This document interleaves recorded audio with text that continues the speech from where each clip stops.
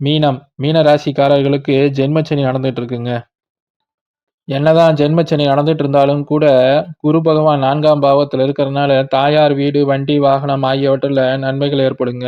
2 சுப கிரகங்கள் 4ஆம் பாவத்துல இருப்பதனால, தாயாருக்கு ஆரோக்கியங்கள் மேம்படும்.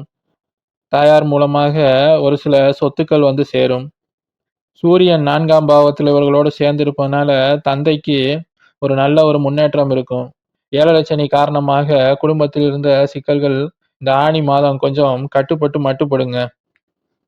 சுக்கிரன் 2ஆம் வீட்டில் இருப்பதனால, தனம், வாக்கு குடும்பஸ்தானத்துல இருக்கிறதுனால, குடும்பத்துல இருந்த பிரச்சனைகள் தீரும். கணவன் மனைவிக்குள்ள நல்ல ஒரு ஒற்றுமை ஏற்படும். குடும்பத்துல நல்ல ஒரு தன வரவு, பண வரவு இருக்குங்க.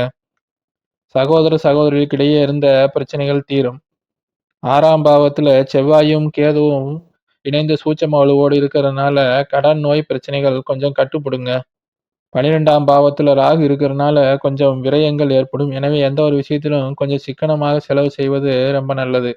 மொத்தத்துல ஜென்மச்சனி நடந்துகிட்டு இருந்தாலும் கூட, அதையும் தாண்டி ஒரு சில நன்மைகள் நடக்கக்கூடிய ஒரு நல்ல மாதமாகவே இந்த ஆனி மாதம் மீனராசிக்காரர்களுக்கு அமைஞ்சிருக்குங்க. மாணவர்களுக்கு கல்வியில ஒரு நல்ல முன்னேற்றம் இருக்கும். ஜென்மச்சனி காலகட்டங்கள்ல படிப்பு மந்தம் கொஞ்சம் ஏற்படும் என்றாலும் கூட, புதனும், குருவும் 4ஆம் பாவத்துல இருந்து இந்த கல்விய கொஞ்சம் அவர்களுக்கு மேன்மைப்படுத்திக் கொடுப்பாங்கங்க. அதனால இந்த ஆனி மாதம் இவர்களுக்கு கல்வி, படிப்பு ஆகியவற்றில ஒரு நன்மை தரக்கூடிய ஒரு மாதமாகவே அமைஞ்சிருக்குங்க. மீன ராசிக்காரர்களுக்கு ஜூலை மாதம் 4ஆம் தேதி அதிகாலை 4 மணி முதல் 6ஆம் தேதி மதியம் 4 மணி வரை சந்திராஷ்டமங்க.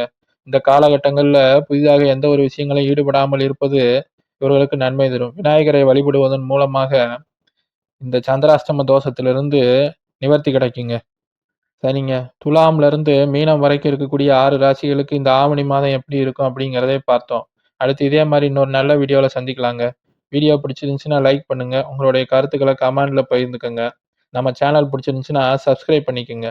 நன்றி, வணக்கம்.